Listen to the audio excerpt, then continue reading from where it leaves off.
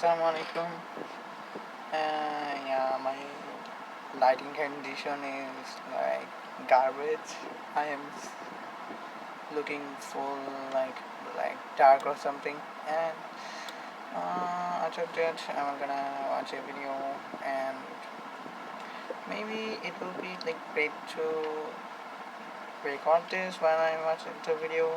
That's why I want to record this or something, and I don't know why I can't take this a little bit away from there and not also here. So this is about how to start a YouTube channel, and this video is from Ali Abdullah, and yeah, that's a really great channel, and I watch his videos. Not that much, but yeah, I watch some of his videos. And let's start the video. Hey friends, welcome back to the channel. So, I started making these YouTube videos way back in 2017, and when I got started I had absolutely no idea what I was doing, but this channel recently hit 2.7 million subscribers, which is insane, so thank you if you're a subscriber. And so I thought in this video we would break down the 3-step framework for how to grow, how to succeed on YouTube, in my humble opinion. And basically, it is 3 levels. Level 1, level 2, and level 3, and we work in between those levels, and we kind of progress through those levels over time. And the first level is get going, the second level is get good, and the third level is get smart. And then even more excitingly, in between these 2 levels, we have 2 choices. We have choice number 1, and we have choice number 2. And so in this video we're going to go through each of the levels, each of the choices, timestamps down below if you want to skip around. Let's go for it. Alrighty, so let's kick things off with level 1, which is to get going. Basically, when you're at level 1, your only objective is to just get started. This is where you're breaking that barrier, where you're getting out of your own way, where you're just uploading videos one at a time, and they're going to be really, really bad. They're going to be awful. Unless you already know how to make good videos, which is coming at level 2, you will not know how to talk to a camera. You're going to hate the sound of yourself on camera. You're going to hate the sound of your voice. You're going to think you're completely garbled. You won't be able to speak to the camera. You're going to think, oh my god, I'm actually okay speaking to people in real life, but all of a sudden when I turn the camera on, suddenly it's just an absolute shit show. What's going on here? And the answer to all this stuff is that literally there is no way around it. You literally just have to get going. And so the thing that I recommend to all my beginner part-time YouTuber Academy students, and what I'm recommending in my new Skillshare class, YouTube for Beginners, etc., is that you just need to kind of besmirch the blank page and get over that fear of uploading that first video. There's like baby steps here. If you want, you can upload your first video as unlisted, so that no one's going to see it, and it tells you that, oh, uploading a video to YouTube isn't that hard. If you want as well, and one thing I'd recommend is that you literally just get your phone out, you shoot a video being like, hey. 1 minute, wait. Is it that at the first stage you just need to upload the video? Yeah, and yeah, I have quite literally done that, and I am still now also too much uncomfortable in front of the camera while talking, and yeah, I'm like, what the hell am I doing? And I'm looking like garbage, and these videos are also like garbage, and I have like 70 videos in my channel which are full garbage. So yeah, it's just, I think, basically to make my fear out of the way. And yeah, so I have passed the first round of the YouTube channel opening. Lol. I'm starting a YouTube channel, here's why, and you upload it, and if you really want to, you can just leave it as unlisted. You don't even have to publish it. And yeah, I haven't did that, made my videos unlisted. I have published them publicly from the first time. So yeah, that was great. And yeah, I know that I'm like right now talking stupidly. To be honest, I am wanting to say something, but I am ending up with saying something else which is fully stupid and garbage. And yeah, thinking how to improve that or something. Because no one is going to see it. And then what you're going to realize once you've uploaded a video as unlisted, if you're still one of those people that's a bit scared of putting themselves out there, you'll realize that actually there's not that much difference between unlisted and published. I could just hit publish on the video, and then what you're going to realize is you hit publish on the video and no one cares. No one watches the video because you have no subscribers at this point. No one cares about you. As long as you don't share the link with your friends and family, no one is even going to know that you started a YouTube channel. And this idea is incredibly liberating for people because, as all of our students on the YouTuber Academy have found out, the ones who were scared to put themselves out there initially, 99% of the fear is before you hit publish on that first video, and then 99% of the fear completely disappears. It's still a little bit, the whole talking to camera stuff, the whole sound of your voice, that gets better over time, but you realize how much effort you were putting into just creating that barrier for yourself and just not allowing yourself to actually start this thing, which involves taking a bit of of a risk and putting yourself out there. Now, another question that we get often is like, do you have to make YouTube videos showing your face? Maybe you're a bit shy on camera, maybe you think your public speaking skills are not. 1 minute, like he was 200% right on the thing that no one at all will ever gonna watch the video, because I know these videos are garbage and this doesn't even worth anyone's time to like watch or anything. I wouldn't watch, like I wouldn't just go to any random channel and watch their garbage first videos, or even like the channel I'm watching right now. I won't even watch his first videos because they won't be like meaningful or anything time worthy or something. So yeah, that's why I won't gonna watch the videos, so no one will gonna watch mine. So I am fully like there is no hesitation to upload fully garbage videos on YouTube, because yeah, no one will never gonna know, no one will never gonna watch. So that's why I'm like uploading in YouTube. And but I can't do this with Facebook or Instagram or something, because there we have friends who can like literally watch the videos on etc. That's why I didn't also like connected my Facebook account with the YouTube channel one, because if someone watches these garbage things, I am like, okay, you watch my garbage stuff. So that would be kinda shy time or something, like not shy, like cringy time. So I guess. So yeah, no one ever will gonna care. No one cares about what the hell do I publish or anything. Amazing. And the answer is, you don't really have to. One of my friends, Aaron, runs a YouTube channel called Mr. Who's the Boss, which is now on like 10 billion subscribers. He spent his first like 3 years on YouTube making content where no one saw his face because he was scared he was going to get bullied in school. But then over time, he got more comfortable there, and now he's like the biggest tech YouTuber in Europe and making a ton of money and having a great time and living the dream. Now, at this point in the get-going stage, even when someone's uploaded that first video, the next question is going to be, what the hell do I make videos about? And my answer at this point is that it doesn't really matter. We're going to worry. Okay, I know that I don't have any good public speaking or speaking in general skill, and my camera is not good, and my face and my camera condition or my lightings neither of them are good. But I'm mainly like opening the camera because I want to get rid of my problems of being in public. And yeah, I basically want to like practice myself to be in public. That's why I started this channel, and that's why I am right now, the though having these bad camera conditions, I'm turning on the camera, and like mainly I'm just trying to push myself. About that a little bit later, but right now we just need to get going. And so if you're a complete beginner, there's a few video titles that are very easy to do. It's very easy to do a video called Why I'm Starting a YouTube Channel in 2022. It's very easy to do a video where you talk about a favorite thing of yours, and in fact, this is assignment number 1 that we give to students in our part-time YouTuber Academy. Like, talk about your favorite thing. In this video, I want to review this fake plant that I got from IKEA that I have on my desk at all times. It's very easy to do that kind of video. It's very easy to do a video where you, for example, talk about what's in my bag, or you talk about your skincare routine, or you talk about your makeup routine. You don't have to do anything. You can just talk about these things that you already know. You are documenting rather than creating. It's pretty hard to create original content, and it feels like a heavy lift. But if all you're thinking about is, I'm just going to document stuff, and I know my videos are going to suck, and they're going to be awful, and no one's going to watch them, that's okay, because we're still at level 1, where the objective is just to get going. Now, coming back to our model, at the end of level 1, you then have a choice to make. And this is choice number 1. This is a crucial choice. And when it comes to choice 1, you really have 3 different options. Here are the 3 options in choice 1. Number 1 is, am I going to break up with YouTube? I have tried this YouTube thing. I've tried putting out a few videos out there. I would say in level 1, maybe you make 10 videos, 20 videos, something like that while you're getting going. Your first 20 videos are in level 1, the get going stage. These numbers are going to vary for different people, but that's a pretty reasonable ballpark. I think for me, I made 30 videos in the get going stage before I got to stage number 2. And so the question is, you've tried this thing. Do you want to break up with YouTube? That's completely okay. I don't want to break up at all, and right now I am like having 70 videos or something like that in my current channel. Let's see, where can I watch my videos? And they are like fully garbage shit and whatever bad things you can say. It's 1 minute. Why can't I watch my channel?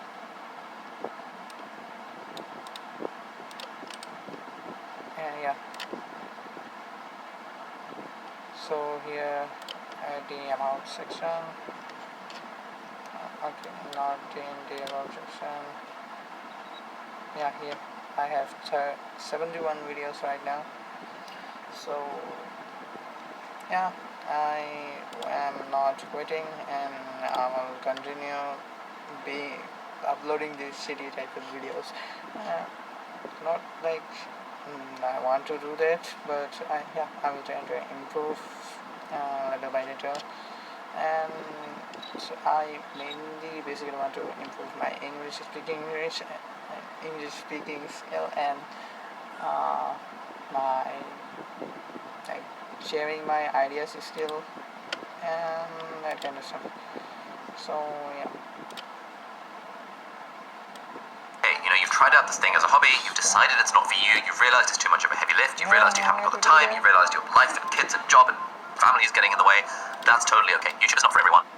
But at least you've tried, and now you won't be filled with regrets on your deathbed thinking, oh, I really wish I'd started a YouTube channel 50 years ago in 2022 when it was still a cool thing to do. But okay, let's say you don't want to break up with YouTube. At that point, there is a choice, and that is a choice of do you want to be in a casual relationship or do you want to be in a serious relationship with YouTube? Now, if you're in a casual relationship with YouTube, that's totally fine. That's when you're thinking, you know what, I'm just going to make videos whenever I feel like it. I'm going to see you when I feel like it, and we're going to have fun together, but we're not, I'm not seriously going to kind of commit to this. Maybe it could go somewhere further down the line, but right now, life's a bit busy. I'm not looking for something serious right now. I'm not able to devote somewhere between 5 and 10 or 15 hours per week to be doing this YouTube thing seriously. Therefore, we are going to be in a casual relationship with YouTube. Again, that is also totally fine. And when you're doing YouTube casually, basically you're just not being consistent. You're uploading when you feel like it. You're like, maybe upload a video this week, and then maybe 3 weeks from now, and then maybe a month from now, then you take a break for a few months because life gets in the way, and then you upload another video. This is a casual relationship. You cannot expect to get any growth on YouTube when you are just in a casual relationship, just like you can't expect an actual relationship to grow while it is a casual relationship. This is a purely for fun thing, just for funsies. And it's all good. And the mistake we see is people who have not yet committed to YouTube who are expecting some level of growth. Like, oh, in the last 6 months, I uploaded 3 videos randomly, and they were about random topics, and my channel's not growing. Yes, of course your channel's not growing, because you've decided you're in a casual relationship with YouTube, and you cannot expect any growth when you're in that mode. So that's being in a casual relationship, but you might, over time, decide you want to make it more serious, or you might immediately decide, you know what, YouTube is the one, and I'm willing to turn this into a serious relationship. I'm willing to devote 5, 10, 15 hours per week. I'm willing to publish videos consistently. If you then join the serious relationship stage with YouTube, I'm really stretching this analogy, now you have progressed to the get good stage. So in my book, generally, for most people, if you want to go from get going to get good. Okay, step number 1 is done.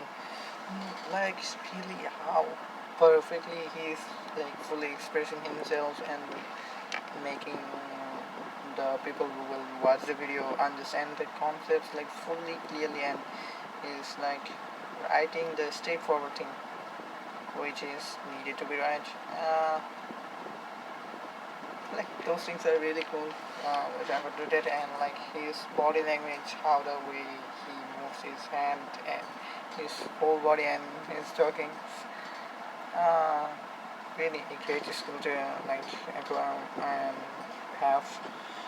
And yeah, I'm not in a kind of relationship with the YouTube. I wanna like become serious and not like upload whenever I want. I want to like push myself and upload almost whatever I can upload with everything I am doing right now. I want to like post that, and like while I'm also studying, I want to like record that, because I've noticed that kinda makes me more wanting to like sit on the table and finish the chapter, because I'm like doing that video that time that I will finish my chapter or something, or at least it keeps me like to sit in my table. Or else if I won't be doing that, I would just get up and go and do anything else, or just do anything else in my phone or something. So yeah, so I want to like become serious with YouTube, and yeah, so that's my decision. And you want to do this more than just for fun, you want to do it seriously, you need to make that commitment. And within choice number 1, you need to decide, I'm going to commit to YouTube and I'm going to take it seriously. If you don't want to take it seriously, it's all good, you don't need to worry about it. But then, we start to get into interesting territories when it comes to level 2, which is get good. Alright, now we are at get good, which is level 2 of being a YouTuber, and the objective in level 2 is to get good at making videos. It's to make our videos better. Again, we cannot expect any growth on YouTube when our videos are absolutely crap, which is what they're going to be when we're in level 1 and when we don't yet know how to make videos, unless you are already a professional videographer or a professional filmmaker like Matthew Velo or Peter McKinnon or people like that. For most of us, we are learning filming and editing and cameras and lighting and all my audio and all stuff. We're learning it from scratch, and therefore the objective of level 2 is to get are two ways of getting good. The first one is quantity, and then the second one is quality. And my gambit is going to be most people should start with quantity. We need to make lots of videos. The more videos we make, the better we are going to naturally get at making videos. And then the more videos we make, and the more we can think of like 1% improvements to those videos over time, the more we're going to get to a point where we make actually quality videos. And you might have heard the story, the parable of the pottery class, where there was this guy who's running a pottery class, and he split his class into two groups. One group needed to make one pot every day for 30 days, and so they made 30 pots by the end of it. And the other group, the other half of the class, just needed to make one pot over the 30-day period. So at the end of the 30 days, they just made one pot, and they put all their efforts into one pot. So that's like, there's like a quantity group, and then there was a quality group. And at the end of the 30 days, there was a panel of judges, and they judged where the best pots were. And all of the best pots came from the quantity group. It came from the group that was making 30 pots in 30 days, rather than the group that spent absolutely ages, 30 days on a single pot. None of them had a pot that was any good. And it's basically the same vibe when it comes to YouTube videos. Quantity has a quality all on its own. The more videos you make, and you think about these little marginal improvements over time, the better you get at making videos. There's that really cool graph in Atomic Habits that shows that, 1% improvement over a year, every day, compounds. So like 1 times 1.01 to the power of 365. And then you get a 37 times improvement. So just by making your videos just a little bit better each time, thinking, you know what, let me try out this new editing trick. Let me try these new titles, these new transitions, this new background music. Let me change the way I approach talking to the camera. Let me try and be a little bit more engaging. Let me use my hands. Let me vary the pitch of my voice. Let me change up the way that I kind of add a joke. Let me add some equipment in the background. Let me drink some water while I'm doing it because it makes me more comfortable filming videos. We're applying these minor modifications over time, but crucially, we're not trying to do them all at once. Each time we make a video, we're just improving something small about the video, so that over time, as we make more videos, and I think this videos, for me, this was about 50 videos, so it was like 30 videos and get going, 50 videos and get good. And I think for me, by video number 80, I was able to make good videos. At this point, we've got a few things. So firstly, like, what does it take to make a good video? Like, what does good actually mean? And there's sort of two ways of thinking about this. There's the standard stuff. So there's title, there's thumbnail, there's hook, there's like personality, there's like camera presence, there's editing, there's music, there's sound design, and then there's a bunch of stuff like, what is it, 9 writing, 10 structure, 11 branding, and a bunch of stuff that I'm probably forgetting. But basically, again, the message here is that this is not easy stuff. There are whole like university degrees and diploma programs devoted to each of these things. Maybe not times and thumbnails, but like you can literally get a 3-year university degree in just being a videographer, in just being a lighting person, in just being an audio engineer, in just being a public speaker. And yet, as YouTubers, we have to layer all those things, and this is hard. This is not going to be an easy thing. It's really fun, and it's a really cool skill to improve over time. And getting good at making videos gives you tons and tons of skills that makes you so much more marketable in the job world, but also levels up your own personal skills, gives you the... Right, I think I want to rewatch the site where, in this year, and to also say something about the quantity, like, I am also like want to grow my quantity of videos,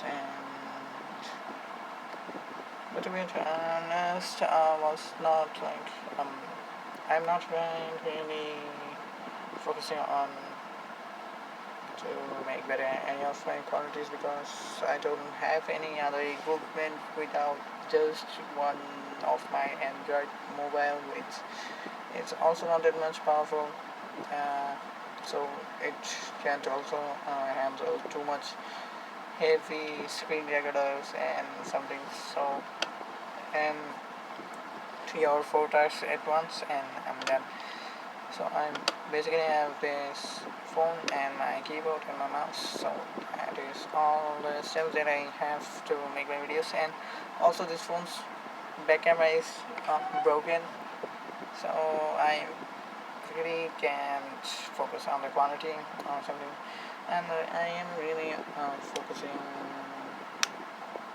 mainly into my skill of talking and like sharing the thing that I am trying to share. So I'm gonna stick with that and go up and develop my quality of that.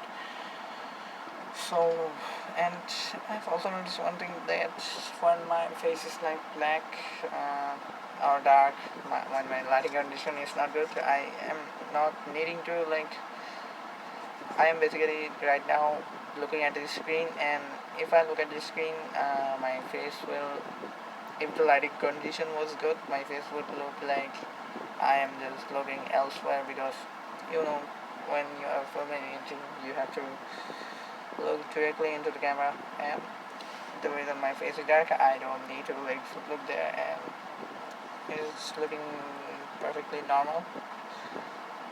And so I'll grow my quantity of uploading my videos, and I will like try to focus on the quality a little bit here and there.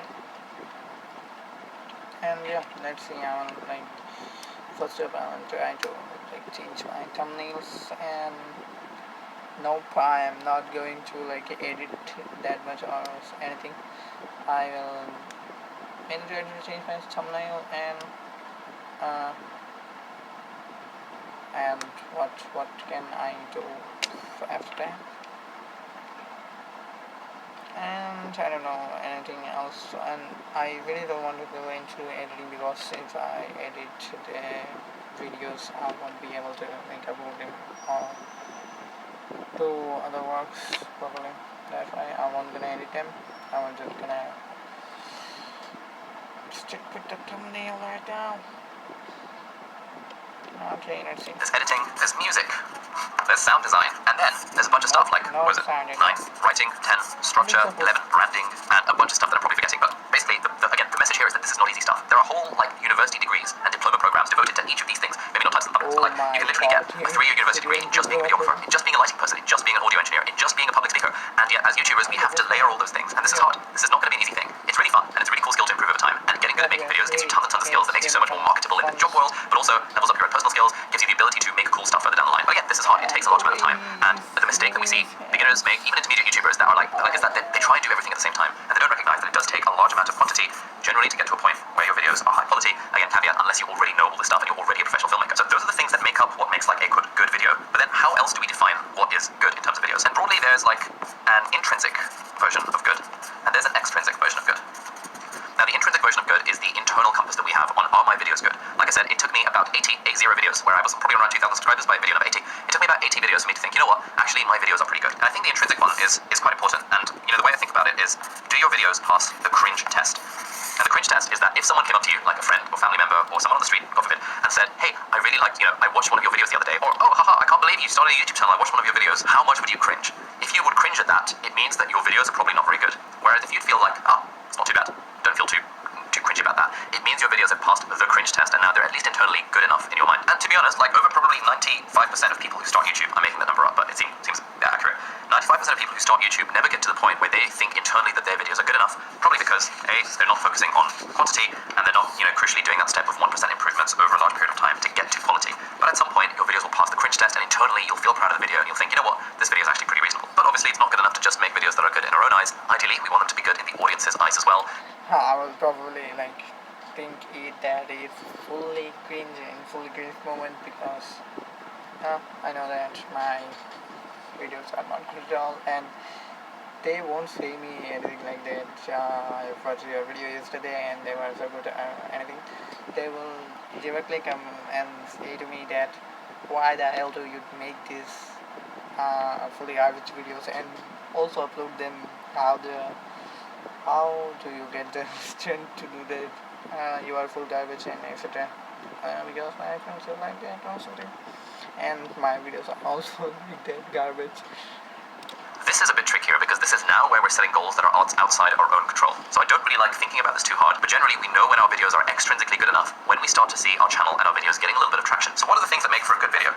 Really, it's just two things. That people click on them, and then people watch them. That's it. That's literally all it takes to make a good video, and that is the billion-dollar formula of being a YouTuber. If you can get people to click on your video, and you can get people to watch your video, you are absolutely sailing, and you would be a billionaire thanks to YouTube. And that is the thing that all YouTubers ultimately are struggling with. How do I get more people to click, and how do I get more people to watch? Now, thankfully, we do have metrics for this. Click is our thumbnail click-through rate, which YouTube Analytics tells us. Watch is our kind of watch time and retention. But to be honest, when your channel is small, there's not a lot you can do with the data because you just don't have enough numbers for it to be statistically relevant and useful data. The other thing you can look at is engagement, so comments. And generally, you'll know when you start sort of getting to the point where your videos are actually good, like useful, or interesting, or entertaining, or inspiring, or engaging to someone else. When you start seeing comments that, oh, I really like this video, or this video really helped me, or wow, that was such a funny video, that was so insightful, that was so informative. When you start getting those sorts of comments is when you have this other barometer of, someone else other than me thinks my videos are also good. But to be honest, at this point, I wouldn't really focus too much on the extrinsic metrics. They are there, and you can spend maybe 5% of your time optimizing the strategy and thinking about titles and thumbnails and market research and stuff. But really, I think for most people, our main objective, and certainly my main objective when I started the YouTube channel, was get to a point where I'm just making lots of videos, quantity. I'm not thinking too hard about what do I make videos about, and trying to hold myself back. I'm committing to 1 or 2 videos per week, which worked for me. Maybe your schedule will be different, but you do need to commit to some level of consistency because this is a serious relationship, not a casual one. You're doing your 1% improvements, and then you're making your videos slightly better over time with all these things: title, thumbnail, hook, personality, camera presence, editing, music, sound design, writing, structure, branding, to get to the point where your videos now pass the cringe test. You don't cringe really hard anytime someone says, I watched your video, because now you're internally thinking, you know what, this video is actually pretty reasonable. And then what I would suggest, going back to our 3-part model, At this point, once you have passed the cringe test, at this point we are now making choice number 2. Now this is where it starts to get fun. So fun that I've even switched my color of pen. Choice number 2. Color. So, while choice number 1 was casual versus serious relationship, or kind of breakup, was a third option. Choice number 2 is the choice between is this a hobby or is this a business? Yes, that's the gambit we're going to go for. So, get going, level 1, get good, level 2. And before we get to level 3, we have choice number 2, which in fairness, it's like a spectrum. And it's a spectrum of am I treating YouTube like a hobby or am I treating YouTube like a business? Probably the hobby right now. And different people are going to be at different levels of it. To be honest, I treat YouTube somewhere here. It's like very much on the business end, but it's still a little bit like a hobby because I still want to have fun with it. But to be honest, I treat YouTube like a business. I know a bunch of people who treat YouTube as a hobby, and that's totally okay. But when you're treating it like a business, what I mean is that you are trying to make money from it. When you're treating it like a hobby, you're trying to have fun. So again, I know this is not like a dichotomy, but it's like what are you focusing on? Money or like value to the audience, etc. In a way, treating something like a business means it's sort of focused on others, and treating something like a hobby is more like focused on yourself. And again, I'm not saying you're selfish for having a hobby. You know, I play the guitar as a hobby. I play the piano as a hobby. It's a hobby I do for myself. It's a hobby I do for fun. I'm not treating it like a business. I don't want to monetize my passion by monetizing the ability to play the guitar. I don't want to right now release my own songs. I don't want to do covers. I don't want to play in a pub. I don't want to do busking for the sake of money. I want to do all this stuff for fun because it like fulfills and enriches my life as a person. And if you want to do YouTube for fun, that's totally fine. Absolutely nothing wrong with that. But then you don't really need to worry about level 3 because level 3 is about getting smart and it's about treating YouTube more like a business. Now, if you treat YouTube like a business, you can still have fun. Like, I'm not saying the fun is completely divorced from the business side, but there is a little bit of a danger because when you start making something that you find fun into a business, into work, it actually can sometimes take the fun away from it. Yeah, like, I really enjoyed making YouTube videos when I was working as a doctor because it was like my escape from that. And even though I was trying to make money from it, it was still fun because I didn't need it to make money. Now these days where my job is making YouTube videos, sometimes, I'll be honest, sometimes I wake up in the morning and I think, oh, I don't want to make a YouTube video today. Then I get into it and it becomes fun and, you know, I've now got a team and we've got the studio, we've got the office, it's quite nice, it's good vibes. And for me, treating it like a business has in fact made it more fun. But it does kind of take a little bit of the joy out of the craft when you have to make money from it. So again, absolutely nothing wrong with treating YouTube like a hobby, but I think we want to be honest with ourselves. Like, if you're treating it like a hobby, if I'm treating guitar like a hobby, I wouldn't beat myself up that, oh, I played a song the other day and it wasn't very good. If I'm treating playing the piano or singing like a hobby, I wouldn't beat myself up if I'm like, why haven't I made $1 million a year from singing yet? I'm treating it like a hobby, it's a hobby. Whereas if I have a business, now I can start to have goals that are a bit more sort of external facing, a bit more thinking about what would an audience actually want, and how can I treat this YouTube channel a little bit more like a business. And that is where we get to level 3, which is get smart. And this is the level that people are at when they decide that they want to move a little bit more towards the business end of the spectrum. And if it's a hobby, you don't need to worry about the stuff. But if it's a business, then here are some things that we can start to think about. So let's go back to our basic model just to make sure we're on the same page. Level 1 was get going. We started making our videos. For me, this was about 30 videos. Level 2 is getting good, where we're making a bunch of videos, we're committing to it, doing it consistently because we're in a serious relationship with YouTube, and we're improving slowly over time to get to the point where we pass the cringe test, and that's when we know that internally our videos are now good. And now choice number 2 is, do we want to treat it like a business or do we want to treat it like a hobby? And if we want to treat it as a business, we now go into get smart territory, where we can now start thinking, okay, I'm being a creator, I'm having fun, I'm doing this kind of as a hobby, but I also do want to take it seriously. I want to think of it like a business. Now, if you were running a business, let's say you wanted to open up a shop, a supermarket, or like a local corner shop, you wouldn't be able to just be like, you know what, I want to sell only the products that I like. I don't want to pad it to the audience. I don't care who comes in through the door. I don't care about the demographics of this local area. It should be about me. I should sell the products I want to make. If you're treating things like a business, you're not going to succeed if you don't care about your audience, if you don't care about your market, if you don't care about what people actually want. You can't do that as a hobby, which is why, you know, we use this thing of like hobbies are focused on yourself and what you want to do, and business is more focused on others and what others. To be honest, right now I'm doing it as like a hobby because I really want to improve my English and speaking skills, and so I basically mainly my purpose is that I improve my English and I improve my skill of talking to other people and sharing my views and mindsets, and yeah, that's basically the main reason for me to like do this whole YouTube kind of thing. And yeah, so this is quite a hobby for me, but I like try to improve myself and things, and yeah, try to make the videos useful for at least someone, or at least as I can say it, useful.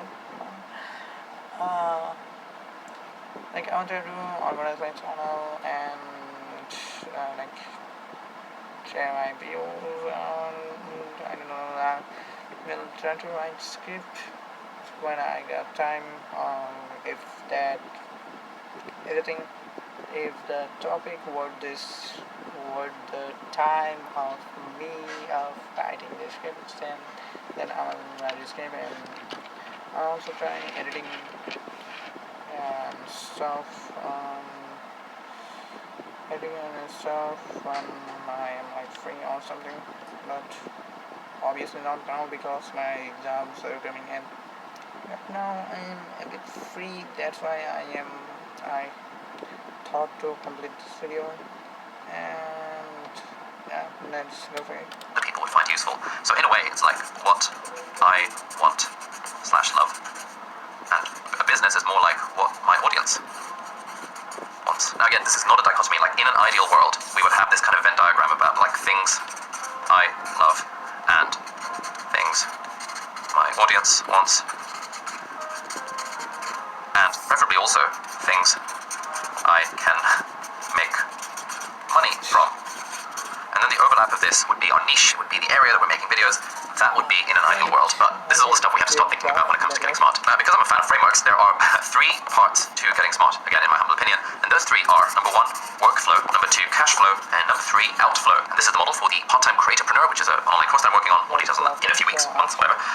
But within workflow, we have strategize and systemize. Within cash flow, we have value and we have products. And within outflow, basically, we have hiring and we have management. MX is medical terminology for management. I'm just going to stick that there because it doesn't fit on this piece of paper. Now, I'm not going to focus too much on the cash flow and outflow parts because sort of those parts come later, but let's talk a little bit broadly about workflow. So you're in this getting smart category.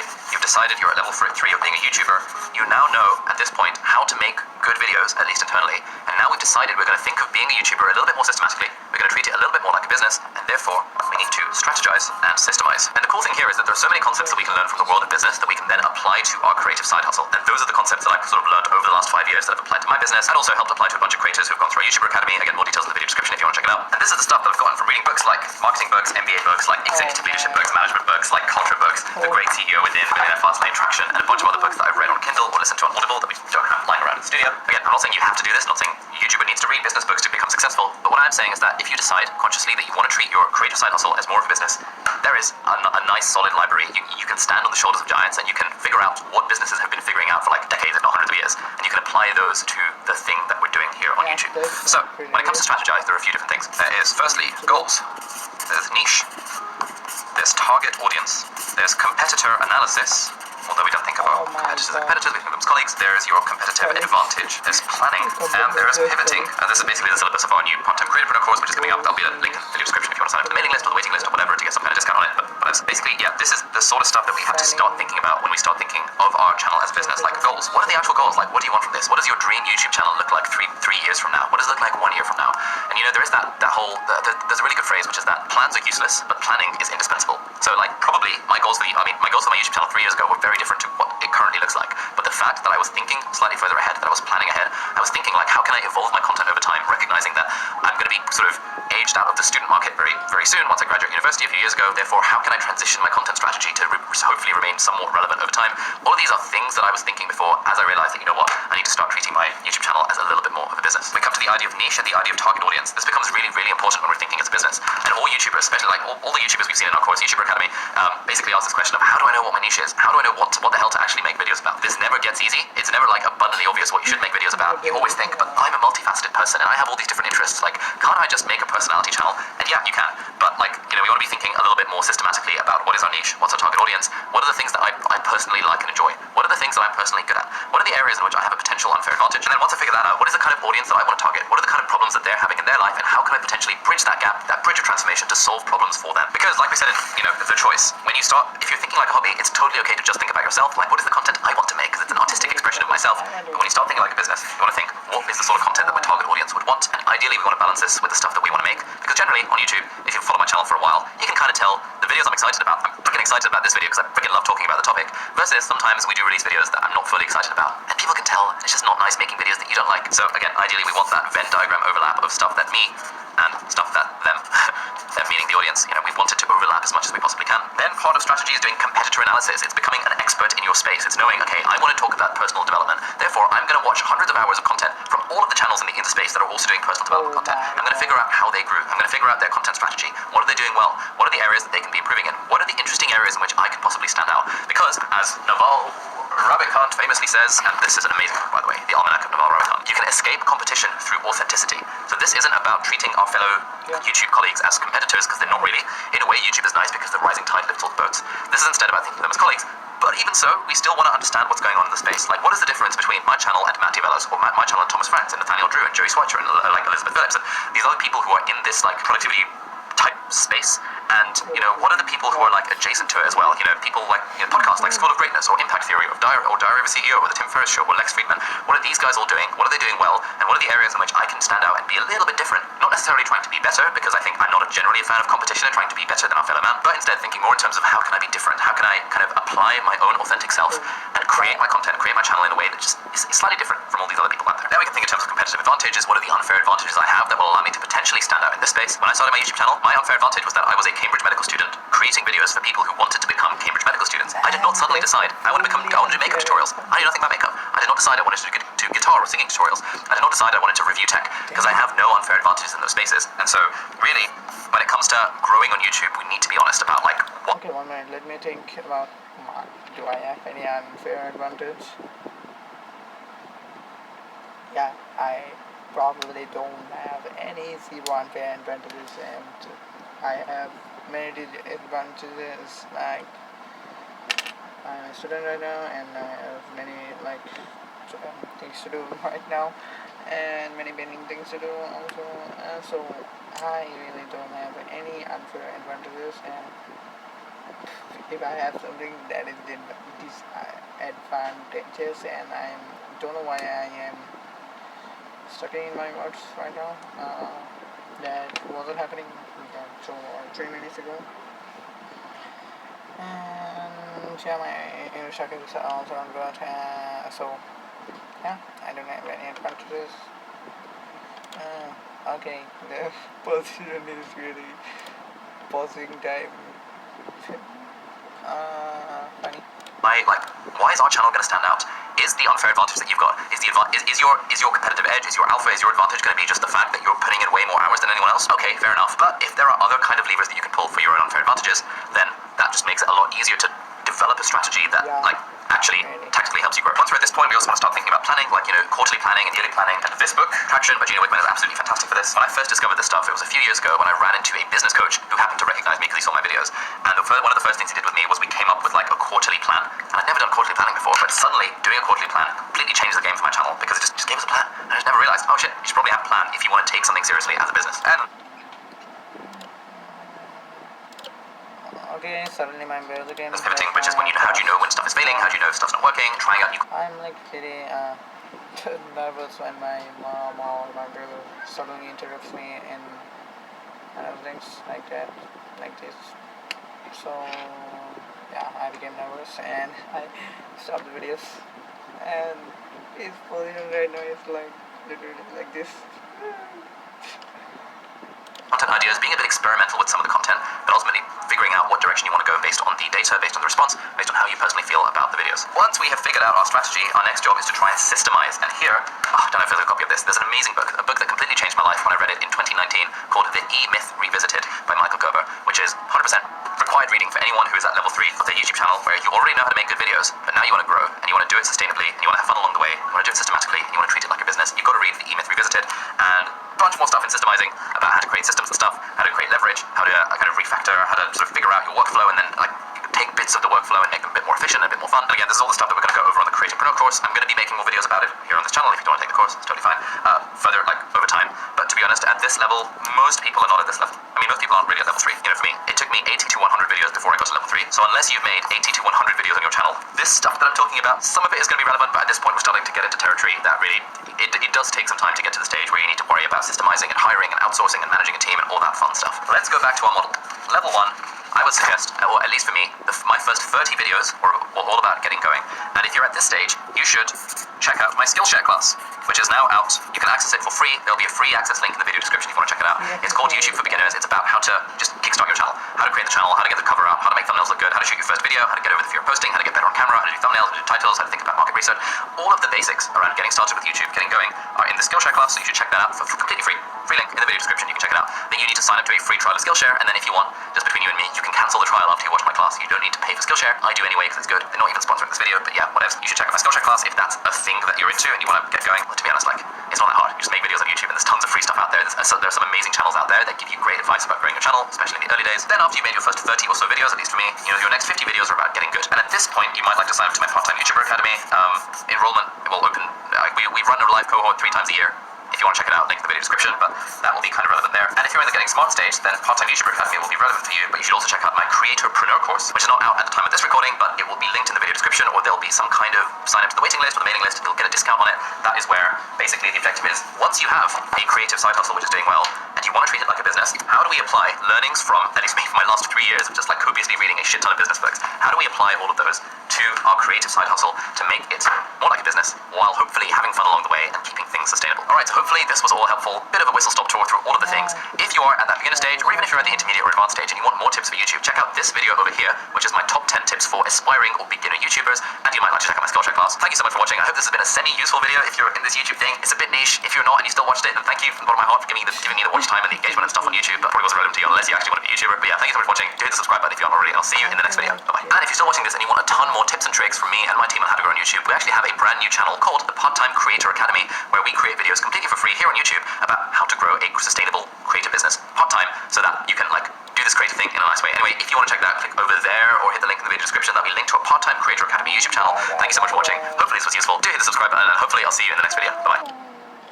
Okay, and then video, and yeah, that was like a great video idea to like make a how to get to YouTube video while watching a how to get to YouTube video on the YouTube, and I will also be uploading this into YouTube. And that's kind of funny tube or something. Yeah, so yeah, I'll be like improving. I will be like improving slowly, and what, and yeah, like I have many like, topic ideas, but I really don't have time to go to from all of them. And right now I have a topic idea that what was that? I just thought of that, and right now I forgot that. Man, I don't know. What was that? Okay, so I'll try to remember that, and I'll write it, and I'll try to have the video whenever I have time or something. So that's done for now. Bye bye, and salam. Have a good day. Oh.